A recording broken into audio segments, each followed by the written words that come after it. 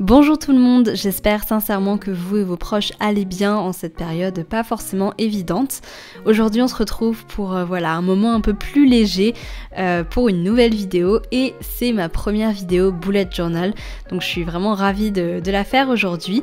Vous avez été très nombreuses à me demander de partager mon setup, donc j'ai décidé de filmer ce que j'ai fait pour le mois d'avril et j'espère vraiment que ça vous plaira. Donc pour ce mois d'avril, j'avais vraiment envie de quelque chose de très simple, de presque zen en fait, d'apaisant. Donc j'ai opté pour ce motif de feuillage très minimaliste, presque un peu japonisant je trouve, couleur vert d'eau, menthe. Et je trouve que c'est vraiment un ensemble très très relaxant quelque part en fait, très simple, minimaliste et plutôt apaisant. Donc je suis partie sur ce petit design. Au centre de la page, j'ai écrit un petit Hello April en deux styles d'écriture, donc un style un petit peu plus manuscrit et un style très épuré. Puis en dessous, j'ajoute un petit encart calendrier que je trouve très pratique pour avoir une vision un peu plus globale du mois. Je sais qu'il y a beaucoup de gens qui mettent des calendriers un petit peu partout. Pour ma part, j'ai pas vraiment besoin d'en avoir plus qu'un seul, donc je le place sur la page principale, on va dire, du mois.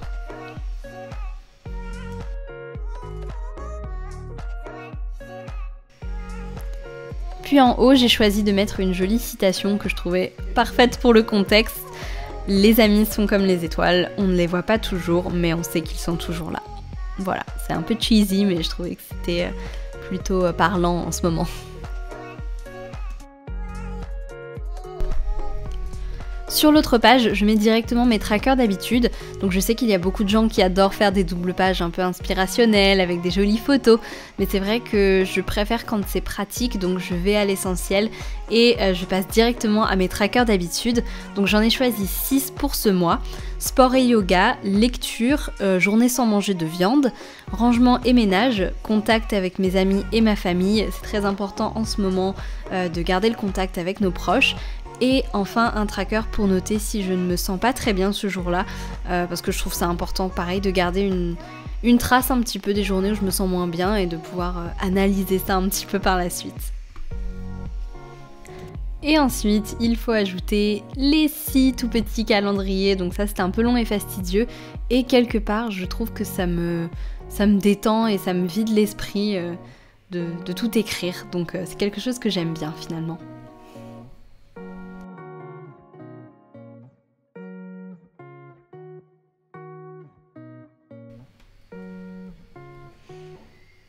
J'ajoute des petits motifs un petit peu partout et ensuite je vais passer à ma shopping list, c'est-à-dire la liste de tout ce que je dépense hors loyer, EDF, courses, etc. mais vraiment mon shopping.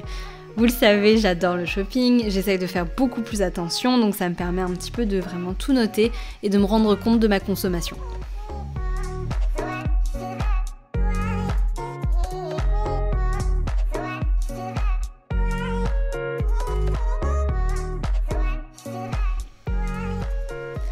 La page suivante est dédiée à mes objectifs du mois et aux différents contenus que je voudrais réaliser pour mes réseaux sociaux, mon blog, etc.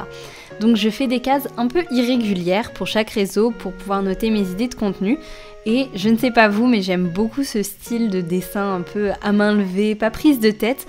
C'est très simple, mais quelque part je trouve ça super joli et c'est quelque chose que j'aime beaucoup avec les bullet journal. C'est qu'on n'est pas obligé de faire quelque chose de parfait pour que ça rende bien. Voilà, je sais pas ce que vous en pensez, mais je sais que c'est quelque chose qui m'avait marqué au début quand j'avais découvert le bullet journal, c'est que voilà, pas besoin que ça soit hyper carré, nickel, pour que ça ait beaucoup de charme. Et évidemment, qui dit confinement dit je vais essayer de faire beaucoup plus de contenu ce mois-ci.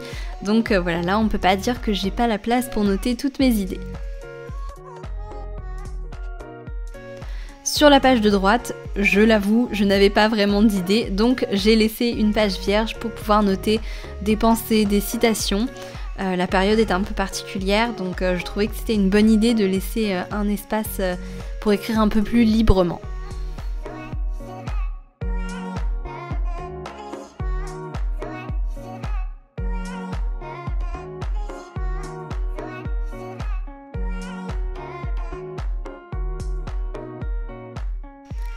Ensuite, on passe au weekly spread, donc la partie dont je me sers le plus puisque c'est là que j'écris mes to-do list et mes activités quotidiennes. Donc pour ces pages-là, je fais généralement quelque chose de très simple. Certains trouveront peut-être ça trop simple d'ailleurs, mais sachant que ces pages sont généralement bien remplies, je trouve qu'il y a beaucoup d'informations si on met trop de dessins et de petites décorations. Et j'avais aussi reçu beaucoup de messages d'ailleurs me demandant de montrer mon bullet journal justement parce qu'il avait l'air simple et minimaliste. Donc j'espère que ça vous plaira de voir ce journal très réaliste et facile à reproduire si vous avez envie de reproduire quelque chose.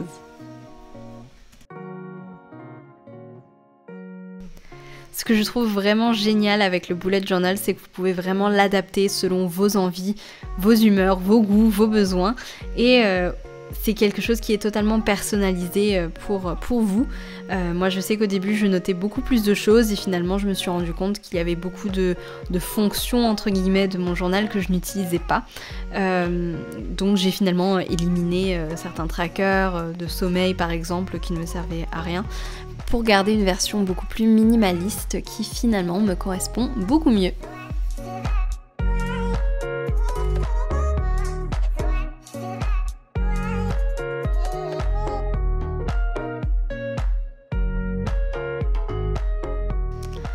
Et enfin, la dernière page, ce sera un peu le bilan du mois d'avril. Donc je commence par me faire une petite section favoris en haut où je compte noter mes chansons, livres, produits, films favoris tout au long du mois. Et comme ça, peut-être qu'à la fin du mois, je pourrais faire une vidéo favoris. Et en dessous, j'ai laissé une petite partie un petit peu vierge pour pouvoir me noter plutôt un recap, pour noter mon ressenti à la fin du mois. Je me suis dit que c'était intéressant de me laisser encore une fois un petit peu plus d'espace pour écrire librement comment je me sens à la fin de ce mois qui s'annonce quand même très spécial. Et voilà tout pour mon bullet journal tout simple du mois d'avril. J'espère vraiment que ça vous aura plu, que ça aura peut-être pu vous donner des idées. N'hésitez pas à me dire ce que vous en avez pensé en commentaire et si vous avez un bullet journal, n'hésitez pas à me dire votre thème du mois d'avril. Sur ce, je vous souhaite une très belle journée, prenez bien soin de vous et je vous retrouve très bientôt pour une nouvelle vidéo. Ciao!